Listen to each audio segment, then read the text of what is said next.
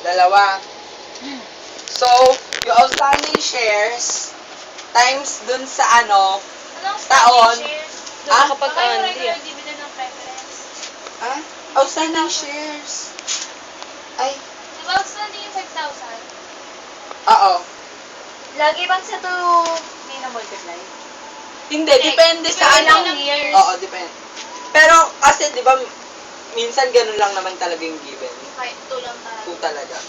So, depende sa 50,000. Dun sa regular dividend ng preference. Kasi siya yung tatanggap eh. Ba't yun mo pag ano?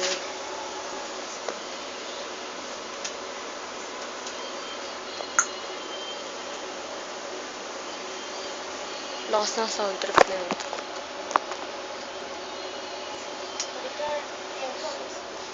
Sorry.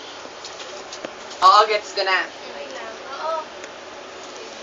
Dun sa, anong sinabi mo, Maricar? Sa 50,000 na... Ano yung regular, dividend? Oo. Yung mismong nasa preference Oo. share. Yung regular dividends, times natin sa 2.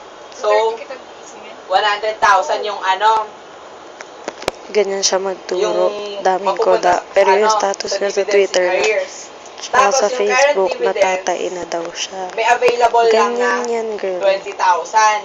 Pero, ang required na ayan na yung sinasabi ni Nelly tsaka ni kanina, ni Marge. So, yung required, 50,000. Yung available Bagong lang, prof para namin yun 20,000. sa accounting. So, bali yung 30,000, Saan nakuha yung 20,000? yung available, Balance? yung balance. Paano pag nag-exceed? Wala lang.